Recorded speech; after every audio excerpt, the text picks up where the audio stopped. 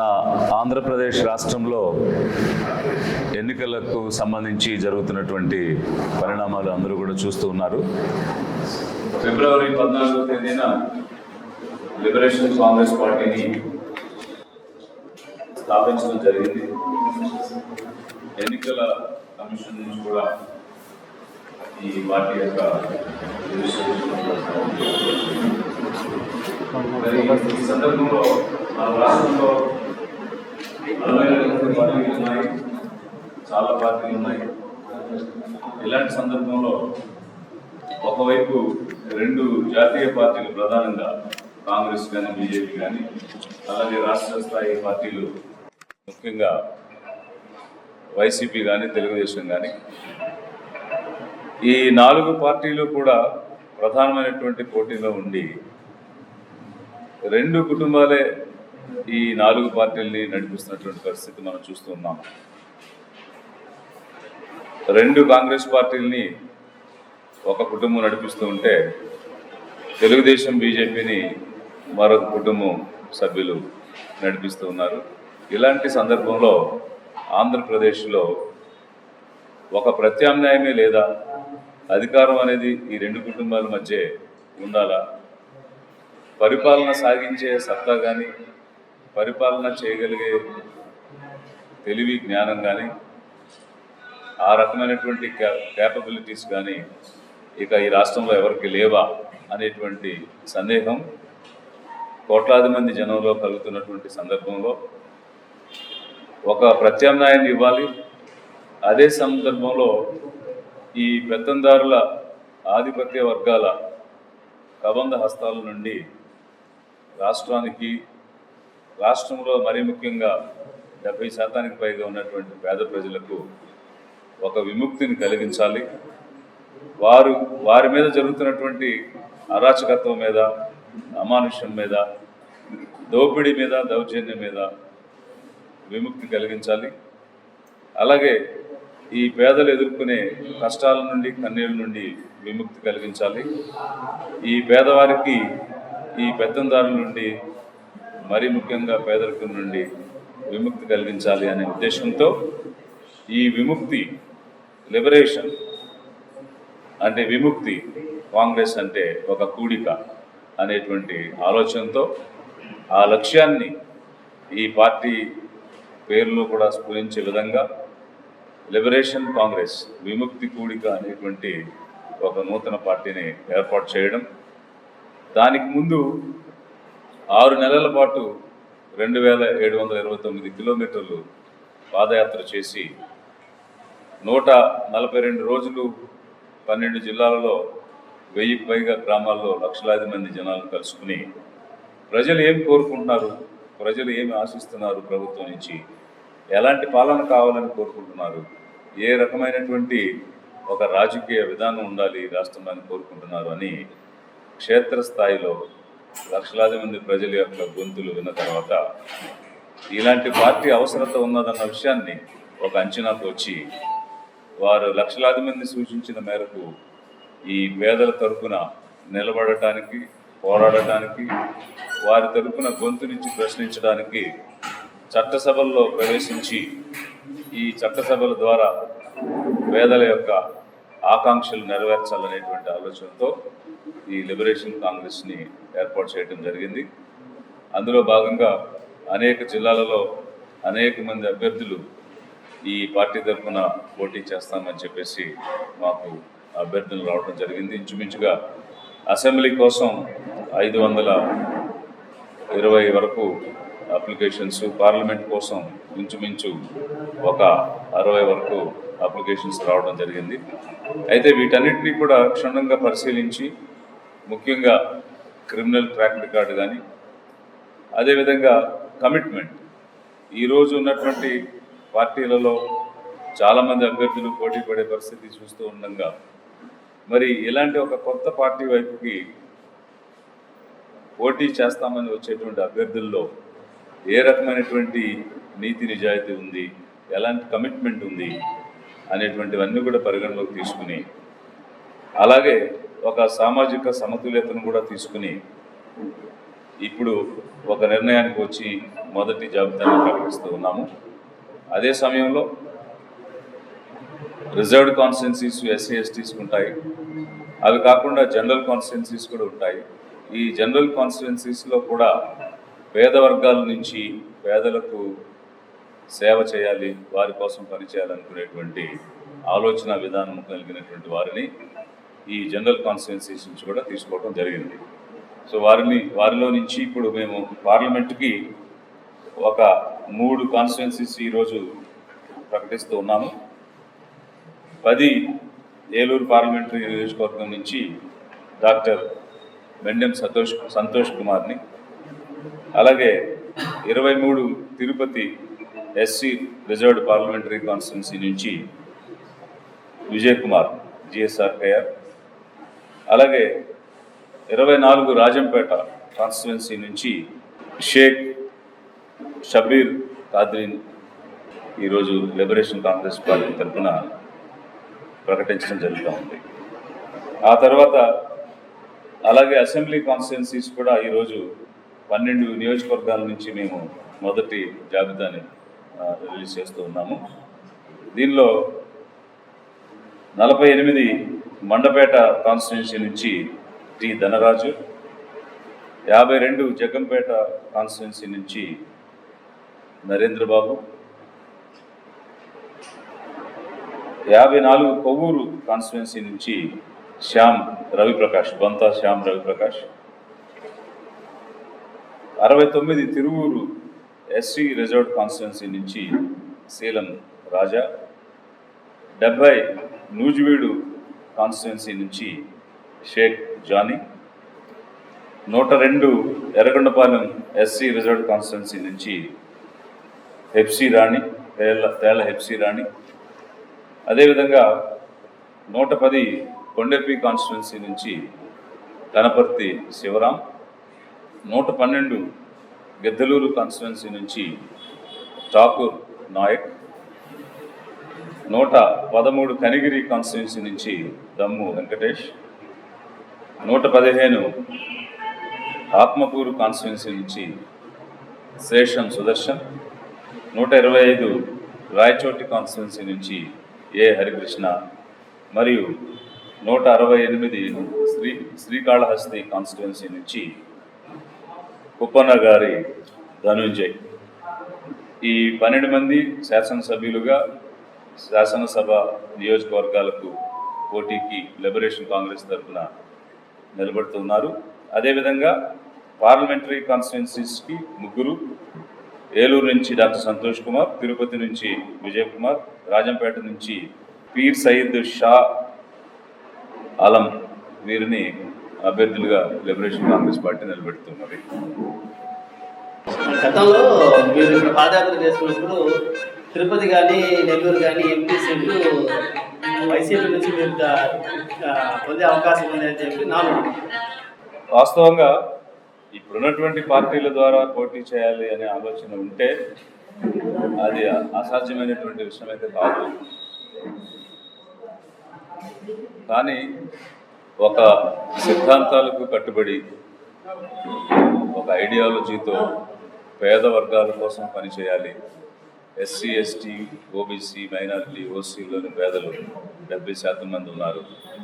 ఈ పేదవారికి కేవలం తాత్కాలికమైనటువంటి ఉపశమనాలు ఇవ్వడానికి, ఊరటనివ్వడానికే ఇప్పుడున్నటువంటి తెలుగుదేశం అయినా వైఎస్ఆర్ కాంగ్రెస్ అయినా పోటీపడి మేనిఫెస్టోలు చెప్తూ ఉన్నారు తప్ప ఒక స్థిరమైన ఆదాయం ఇచ్చే వనరులు కానీ, వారికి ఆదాయాన్ని కల్పించే మార్గాలు కానీ చూపించడం లేదు.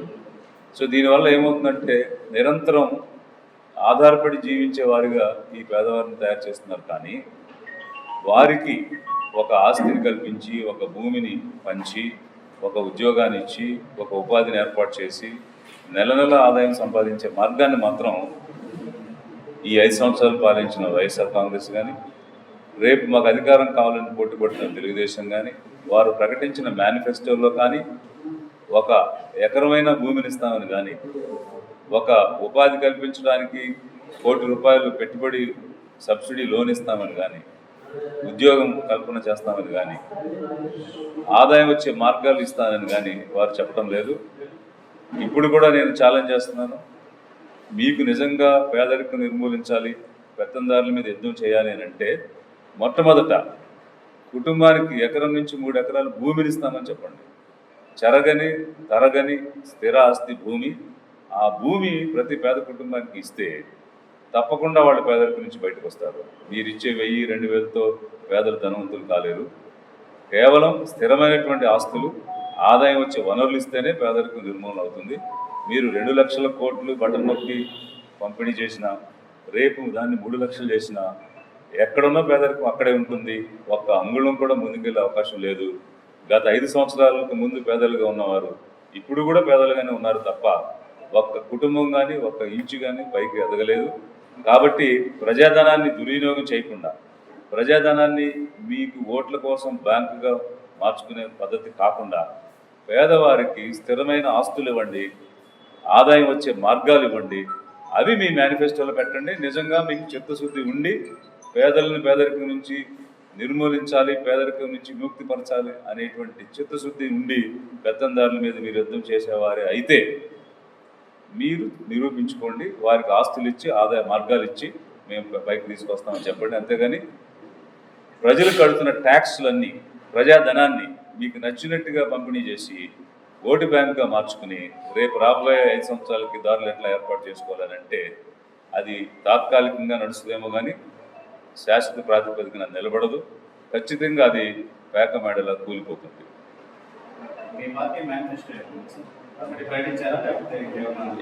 మేము ఐక్యతా విజయపదం అనేటువంటి ఒక యాత్ర చేసి ఆ యాత్రలో వచ్చినటువంటి అంశాలన్నిటినీ కూడా ఒక డిక్లరేషన్గా తీసుకురావడం జరిగింది. ఇప్పుడు అది మీకు ఇస్తున్నాను.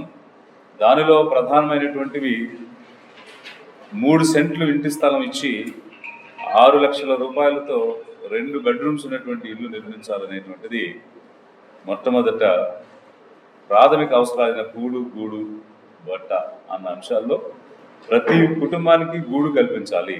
అందుకు కనీసంగా 3 సెంట్ల స్థలం ఇచ్చి 6 లక్షల రూపాయలు పూర్తిగా ప్రభుత్వం వెచ్చించి 2 బెడ్రూమ్స్ ఉన్నటువంటి ఇల్లు ప్రతి పేద కుటుంబానికి నిర్మించాలి, పెళ్ళైన ప్రతి జంటకి. అది మొట్టమొదటిది. అలాగే పేదలకి ఎకరం నుంచి 3 ఎకరాల భూమిని పంపిణీ చేయాలి, లేకపోతే కొనుగోలు చేసి శాచ్యురేషన్ విధానంలో ఎస్సీ ఎస్టీలకు, అలాగే బీసీ మైనారిటీ ఓసీలో ఉన్నటువంటి పేదలకు వారు చేపట్టబోయేటువంటి వృత్తిని బట్టి, వ్యాపకాన్ని బట్టి, భూమి అయితే భూమి, వ్యాపారం అయితే వ్యాపారానికి కావాల్సిన పెట్టుబడి నిధులు ఇవ్వాలనేటువంటిది రెండవది ముఖ్యమైనటువంటిది. ఈ విధంగా యువతకు సొంత వ్యాపారాలు చేసుకునే వారికి 10 లక్షల నుంచి 50 లక్షలు సబ్సిడీ రుణాలు, స్టార్టప్ కంపెనీలు పెట్టే వాళ్ళకి ₹1 కోటి నుంచి 10 కోట్లు పెట్టుబడి నిధులు ప్రభుత్వం ద్వారా ఏర్పాటు చేయించడం అనేటువంటిది యూత్ కోసం. దాంతోపాటు యూపీఎస్సి ఏ విధంగా అయితే ఒక రిక్రూట్మెంట్ నోటిఫికేషన్ ఇచ్చినప్పుడు 12 నెలల్లో అంటే సంవత్సర కాలంలో పూర్తి చేస్తుందో, అలా మన దగ్గర ఉన్నటువంటి లక్షలాది ఖాళీలు ఉన్నాయి ఇప్పుడు మన ఆంధ్రప్రదేశ్ గవర్నమెంట్లో. ఈ లక్షల ఉద్యోగాలు అనౌన్స్ చేయటమే కాకుండా 1 ఇయర్ సైకిల్లో పూర్తి చేయాలి. అలా 1 ఇయర్ సైకిల్ ఎవ్రీ ఇయర్ ఇవ్వాలి. ఇవి యూత్ కోసం మేము ప్రతిపాదిస్తున్నవి. మహిళల కోసం ప్రత్యేకంగా గ్రామ స్థాయిలో కుటీర పరిశ్రమలు పెట్టి వారికి ఉపాధిని కల్పించాలనేటువంటివి మేము కొత్తగా తీసుకొస్తున్న ప్రతిపాదన. ఎందుకంటే యాత్రలో నేను చూశాను, ప్రతి గ్రామంలోనూ మహిళలు అడుగుతున్నారు, మాకు వ్యవసాయ పనులు లేవు, ఏ పనులు లేవు, చదువుకున్నాం, ఇంటి దగ్గర ఉన్నాం, ఖాళీగా ఉంటున్నాం, ఉపాధి కల్పించండి అని వెళ్ళిన ప్రతి గ్రామంలోనూ irrespective of cost, SC, ST, BC, minority, OC అందరూ కూడా అడుగుతున్నటువంటిది. అందువల్ల గ్రామీణ స్థాయిలో, పట్టణ స్థాయిలో వారికి అందుబాటులో ఉపాధిని కల్పించాల్సిన చాలా ఉంది. దానివల్ల మన ఎకానమీ కూడా డెవలప్ అవుతుంది, తలసరి ఆదాయం కూడా పెరుగుతుంది. పారిశ్రామిక రంగం, ఉత్పత్తి రంగం, సేవా రంగం వీటన్నిటిని కూడా అభివృద్ధి చేసి ముందుకు తీసుకెళ్ళాలి. ఇవి మేము డిక్లరేషన్ తీసుకొచ్చాం. వీటితో పాటు మరికొన్ని ఇరిగేషన్ కానీ, ఇన్ఫ్రాస్ట్రక్చర్ కానీ వీటన్నిటినీ కూడా జోడించి త్వరలో మా మేనిఫెస్టో కూడా ప్రకటిస్తాం. కమర్షియల్ ఎన్నికలు అని చెప్పి అంటున్నారు. పార్టీలు అయితే కొద్దిగా ఎన్నికలు జరగకుండా గతంలో జయప్రకాష్ నారాయణ గారు పార్టీ పెట్టినప్పుడు కూడా కొద్దిగా ఫైనాన్స్కి సంబంధించి ఎటువంటి చేయను, జెన్యున్ రాజకీయం చేస్తానని చెప్పాడు. అతను ఒకటే అతను నిలబడ్డ ఒక స్థానంలోనే అతను విన్నాడు. మిగతా అంతా కూడా పూర్తిగా పార్టీ కుటుంబాలు. మీరు రాబోయే ఎన్నికల్లో ఎటువంటి ఇదితో ముందుకెళ్ళిపోతున్నారు అంటే ఈ కమర్షియల్ ఎన్నికల మధ్యలో మీ అభిప్రాయం ఎట్లా ఉంటుంది? మీరు ఎట్లా వెళ్ళిపోతారు? ఇప్పుడు ఎన్నికలలో డబ్బు అనేది ప్రధాన పాత్ర వహిస్తుంది అన్న విషయాన్ని అందరూ కూడా చర్చించుకుంటూ ఉన్నారు. మేము గ్రామాల్లో తిరుగుతున్నప్పుడు ప్రజలు కూడా చాలా స్పష్టంగా తెలియజేస్తూ ఉన్నారు. గత ఎన్నికల్లో ఎంత డబ్బు ఇచ్చారు, ఏ విధంగా ఇచ్చారు అని కూడా చెప్పారు. మా దగ్గర విజువల్స్ కూడా ఉన్నాయి. అయితే మేము ప్రతి చోట కూడా చెప్తూ ఉన్నాము, డబ్బు ఇచ్చేవాళ్ళు తీసుకునేవాళ్ళు అనే విషయాన్ని పక్కన పెడితే డబ్బు ఇచ్చి ఓటు కొనుక్కోవడానికి ప్రయత్నం చేస్తూ ఉన్నారు అని అంటే దాని అర్థం వారి మీద జనంకి నమ్మకం లేదు. సో మాకు ఓటేయండి అని అడిగేవాళ్ళు డబ్బు ఇచ్చి ఓటేయండి అంటున్నారంటే మేము ఎలాగో మీకు పని చేయం, మేము ఎలాగో మీకు సేవ చేయము, సేవ చేస్తానని నమ్మకం కూడా మీకు మా మీద లేదు, కాబట్టి ఈ డబ్బులు తీసుకుని ఓటేయండి అని అడుగుతూ ఉన్నారు. అది 1000, 2000, 3000, 4000 అనేది సందర్భాన్ని బట్టి, పరిస్థితిని బట్టి, అప్పుడున్న అభ్యర్థిని బట్టి నడుస్తుంది అనేది కూడా ప్రజలే చెప్తున్నారు. ఇలాంటి సందర్భంలో ఓటు కోసం ఎక్కడ కూడా రూపాయి ఇచ్చి ఓటు అడిగే దయనీయమైన పరిస్థితి అయితే మాకు లేదు. అలాంటి పొరపాట్లు కూడా ఎప్పుడు కూడా మేము చేయం. ప్రజల దగ్గరికి వెళ్ళి ఏ విధంగా ప్రజలకు సేవ చేయగలుగుతాం, ఎలా ఒక వ్యవస్థ నిర్మాణం చేయగలుగుతాము అన్న విషయాలు తెలియజేస్తూ ఒక నమ్మకం ద్వారా ఓటును సాధించాలనే ప్రయత్నంలోనే మేము ఉన్నాము. ఒక అనుసంధానమైనటువంటి వ్యవస్థగా ప్రజలతో మమేకమై ముందుకు వెళ్ళాలని అనుకుంటున్నాం. ఎందుకంటే రోజువారీగా ఏదో ఒక ఇష్యూ, ఏదో ఒక సమస్య జనాలకు వస్తూ ఉంది. కానీ ఏ గ్రామానికి వెళ్ళినా అప్పుడు వచ్చి ఓటేయించుకుని వెళ్ళిపోయారు, మళ్ళీ 5 సంవత్సరాల వరకు మా మొక్కలు చూడలేదని ప్రతి పార్టీతో సంబంధం లేకుండా ప్రతినిధుల గురించి చెప్తున్నారు. మరి 5 సంవత్సరాలు వారిని పట్టించుకోకుండా, వారికి వచ్చిన సమస్యల గురించి స్పందించకుండా ఎలక్షన్ వచ్చినప్పుడు మాత్రమే కనిపిస్తూ ఉంటే ప్రజాస్వామ్యంలో ప్రజలకు వ్యవస్థ మీద, ప్రతినిధుల మీద నమ్మకం పోవడం అనేది చాలా సహజం. అలాంటి సందర్భంలో ఇలా ప్రతినిధులు కనిపించకుండా పోయే విధంగా కాకుండా మేము నిరంతరంగా ఉండే విధంగా ఒక అనుసంధాన వ్యవస్థను మేము పెడుతూ ఉన్నాం. ఆ వ్యవస్థ ద్వారా ఎప్పటికప్పుడు మీతో అనుసంధానంగా పనిచేస్తాం. మన సమస్యల్ని చట్టసభలో, అసెంబ్లీలో, పార్లమెంట్లో లేవనెత్తి మనకు అనువైనటువంటి చట్టాలు రూపొందించే విధంగా ప్రయత్నం చేస్తాం. ఆ నమ్మకంతో మాకు ఓటు వేయండి అని చెప్పేసి మేము వెళ్తున్నాం. ఆ విధంగానే మేము ఓటు సంపాదిస్తాం. ప్రజల్లో అయితే చాలా చక్కని ఆదరణ వస్తుంది. మమ్మల్ని వాళ్ళు సరిగ్గా చూడలేదు, వీళ్ళు సరిగ్గా చూడలేదు, 2 పార్టీలు కూడా పూర్తిగా విఫలమయ్యాయి, మేము మోసపోయాం అన్న వాయిస్ ఎక్కడికి వెళ్ళినా కూడా నిరంతరంగా కనిపిస్తూ ఉంది. సో ఈ సందర్భంలో తప్పకుండా నీతి నిజాయితీకి, నిస్వార్థమైనటువంటి సేవకు ఓటు దక్కుతుందని మేము భావిస్తున్నాం. సార్, ఇప్పుడు విశ్రాంత ఐఏఎస్ అధికారిగా మీరు కూడా ప్రజలకు సేవ చేయాల్సిన ఉద్దేశంతో రాజకీయాల్లోకి వచ్చారు, పార్టీ పెట్టారు, తిరుపతి పార్లమెంట్ నుంచి పోటీ చేస్తున్నారు. ఇదే తిరుపతి పార్లమెంట్ నియోజకవర్గం మరో విశ్రాంత ఐఏఎస్ అధికారి కూడా పోటీ పడుతున్నారు. ఆయనకైనా మెరుగైన అభ్యర్థిగా మీరు ఏ విధంగా ఎవరు మెరుగైన అభ్యర్థి అన్నది ప్రజలు తప్పకుండా ఒక నిర్ణయం చేస్తారు. అయితే ఇక్కడ జాతీయ పార్టీలు ఉన్నాయి, రాష్ట్ర పార్టీలు ఉన్నాయి. మేము పార్టీ పెట్టి కొన్ని నెలలే అయింది, కొత్తగా వచ్చాము. కొత్తగా ఎందుకు వచ్చామనేది ఇప్పుడే నేను చెప్పడం జరిగింది. 30 సంవత్సరాలు ఈ రాష్ట్రంలో పనిచేసినటువంటి అధికారిగా ఇదే జిల్లాలో, ఇప్పుడు నేను గూడూరులో ఈ స్టేట్ లెవెల్ ప్రెస్ మీట్ నిర్వహిస్తూ ఉన్నాను. ఇదే జిల్లాలో లక్షల మంది నిరుపేదల కుటుంబాలకి, 1,60,000 నిరుపేద కుటుంబాలకి ఇదే గూడూరులో 5 రకాల వస్తువులు తెప్పించి ప్రతి నెల 5వ తేదీ ఆసరా అనేటువంటి కార్యక్రమం ద్వారా ఆకలి తీర్చినటువంటి పరిస్థితి ఉంది. ఇలా నిరుపేదలు అన్నానికి ఆకలితో అలమటిస్తున్నారు, మలమల మాడిపోతున్నారు. ఇది చెయ్యండి అని ప్రభుత్వంలో విధానం ఏమి లేదు. అప్పుడున్నటువంటి నడుస్తున్న పథకాలలో ఆ పథకం ఏమి లేదు. కానీ ఒక నీడ్ అనేది ఉంది. ఇన్ని లక్షల కుటుంబాలు కనీసం ఆకలి తీరకుండా బ్రతుకుతున్న పరిస్థితిలో ఒక అధికారిగా నాకున్న విచక్షణను వాడి ఏం చేయొచ్చని ఆలోచించి అట్లాంటి ఒక పథకాన్ని పెట్టి లక్షల మంది ఆకలి తీర్చడం జరిగింది. అలా ఎన్నో ఈ 30 సంవత్సరాలు ఒక కలెక్టర్గా కానీ, జాయింట్ కలెక్టర్గా కానీ, ఒక ప్రాజెక్ట్ డైరెక్టర్ కానీ, ఇట్లా కమిషనర్ స్థాయిలో కానీ సెక్రటరీ స్థాయిలో కానీ చేశాము. అది ప్రజల్లో ఉంది, ఈ జిల్లాలో కూడా ఉంది. కాబట్టి చేసినటువంటి అనుభవంతో పాటు పేదవారి కోసం పనిచేసినటువంటి ఒక ట్రాక్ రికార్డుతో మేము ముందుకు వచ్చున్నాం. కాబట్టి ఖచ్చితంగా ఎవరితో పోల్చినా కూడా ఒక మెరుగైనటువంటి పాలన, మెరుగైనటువంటి సేవ అందించి వచ్చినాను. కాబట్టి డెఫినెట్గా నాకు అవకాశం దొరుకుతుందని నేను భావిస్తున్నాను.